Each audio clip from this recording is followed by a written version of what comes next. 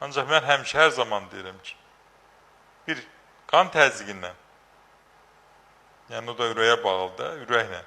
Bir də şəkər xəstəliyindən oynamaq olmaz.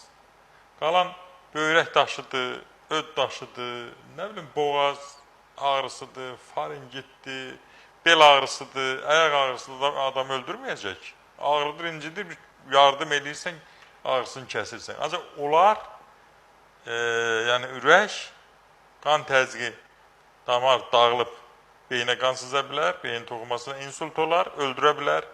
Ürək əzələsində olar, tromb verər, infarkt olar, öldürə bilər. Yəni ciddidir. Şəkər də təbii ki, anafilaktik, dediyim kimi anafilaktik koma verə bilər. Koma verə bilər, öldürə bilər. Ürəklə oynamaq olmaz, şəkər xəstəliyindən oynamaq olmaz.